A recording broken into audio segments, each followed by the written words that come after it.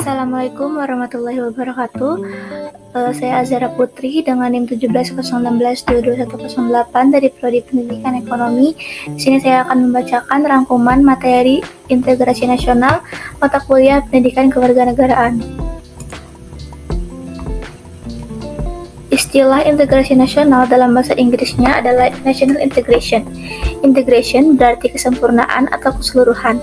Kata ini berasal dari bahasa Latin integer yang berarti utuh atau menyeluruh. Berdasarkan arti etimologisnya, integrasi dapat diartikan sebagai pembauran hingga menjadi kesatuan yang utuh atau bulat. Nation artinya bangsa sebagai bentuk persekutuan dari orang-orang yang berbeda latar belakangnya, berada di dalam suatu wilayah dan di bawah satu kekuasaan politik. Di sini ada definisi integrasi nasional menurut beberapa para ahli. Yang pertama menurut Safarudin Bahar, yaitu upaya menyatukan seluruh unsur suatu bangsa dengan pemerintahan dan wilayahnya.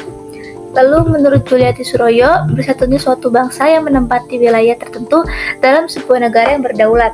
Menurut Riza Nur Arfani, pembentukan suatu identitas nasional dan penyatuan berbagai kelompok sosial dan budaya ke dalam suatu kesatuan wilayah.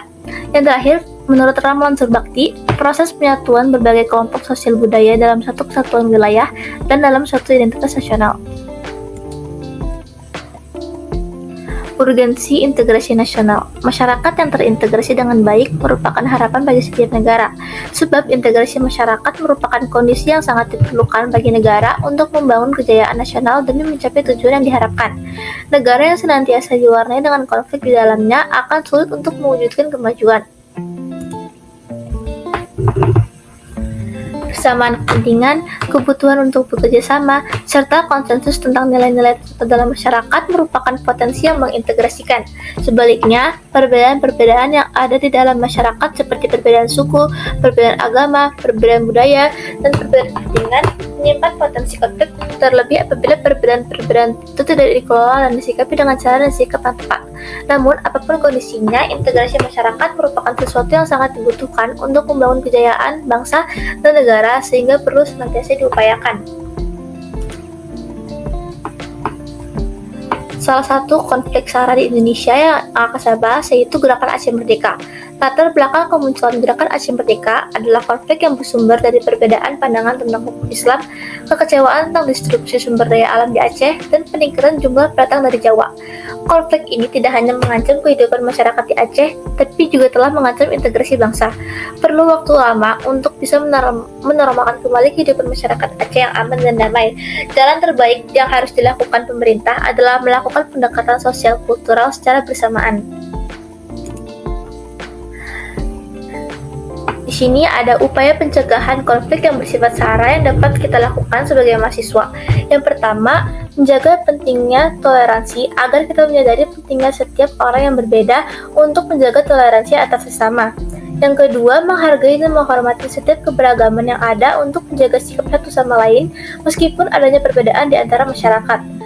Lalu, tidak bertindak menghakimi dan berpikir negatif mengenai suku, ras, agama, dan antar golongan yang terdapat di dalam kehidupan masyarakat. Lalu tidak melakukan sesuatu penghinaan seperti tidak memanggil orang lain dalam julukan suku, ras, agama, dan antar golongan yang mana akan menimbulkan miskomunikasi dan menyinggung perasaan orang tersebut. Lalu membuat aturan yang sah, seperti halnya di Indonesia, aturan hukum sudah berdasarkan undang-undang yang berlaku, dan kita sebagai mahasiswa harus menerapkannya kepada setiap masyarakat untuk menghargai dan menghormati keberagaman yang ada.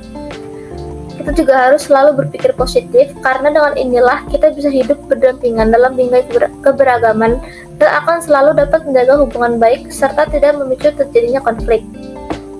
Lalu kita juga tidak boleh mudah terhasut dengan informasi bohong, dengan tidak mengonsumsi informasi yang belum diketahui kebenarannya agar tidak menimbulkan konflik di masyarakat.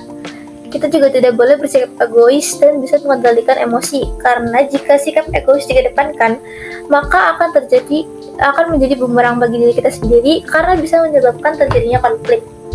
Yang terakhir, kita juga harus selalu taat dan bertakwa terhadap ajaran agama, karena setiap orang yang memeluk agama pasti akan menjalankan ajaran agamanya dengan baik dan dapat mencegah terjadinya konflik dalam masyarakat yang beragam.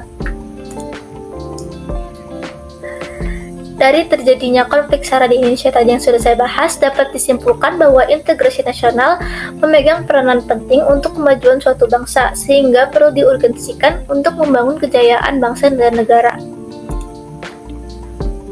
Cukup sekian perangkuman yang dapat saya jelaskan. Kurang lebihnya mohon maaf. Wassalamualaikum warahmatullahi wabarakatuh. Terima kasih.